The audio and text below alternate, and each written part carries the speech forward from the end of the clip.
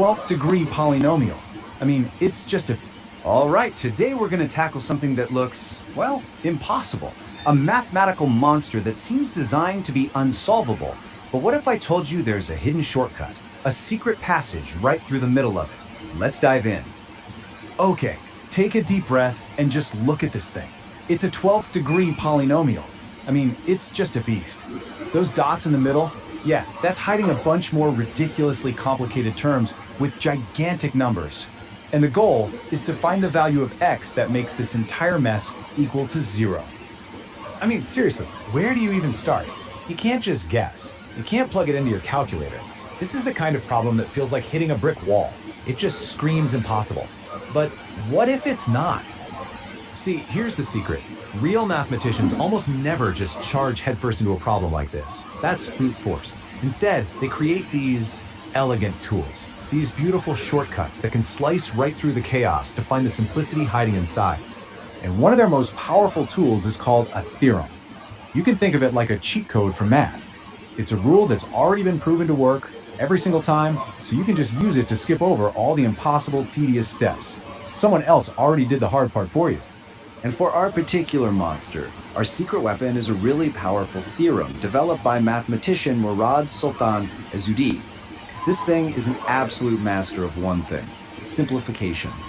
So let's fire this thing up. We're going to apply the theorem to our equation, and it's going to generate a brand new sequence of numbers for us. Now just watch what happens.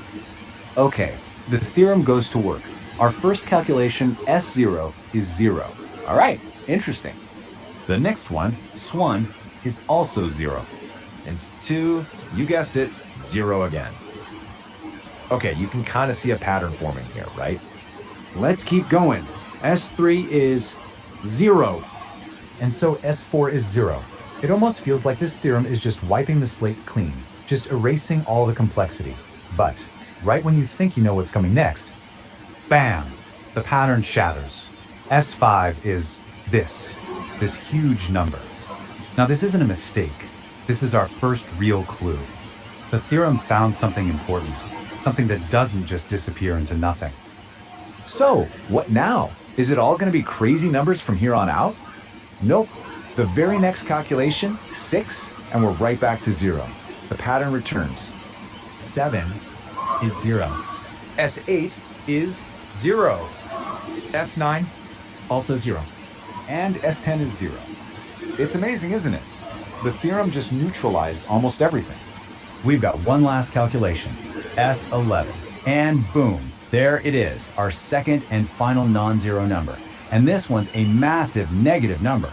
So that's it. We did 12 calculations, we got 10 zeros and 2 big important numbers. And believe it or not, that is everything we need. So what on earth was the point of all that? We started with a monster, we did some weird calculations, and now we're left with a bunch of zeros and 2 giant numbers. Well, now for the magic trick. Let's see what this process did to our original problem. On the left, there's the beast we started with. And on the right, well, look at that. That's what it becomes. All those messy, complicated terms in the middle, they've completely vanished. They're gone. All that's left are 3 simple terms, built from the only 2 non-zero numbers our theorem found.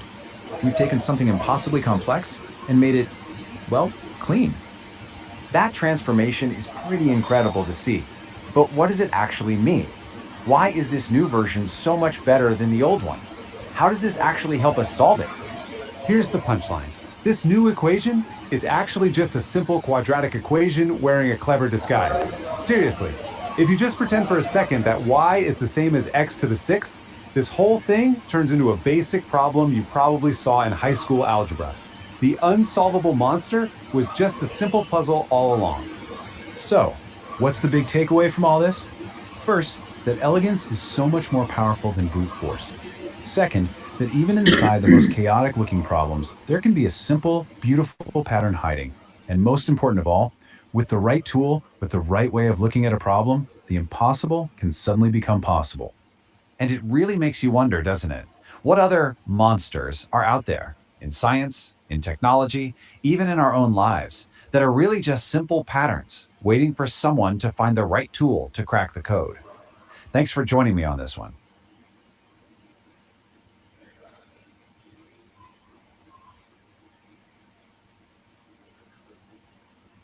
You know, for centuries, there have been these math problems that were just impossible, totally impossible.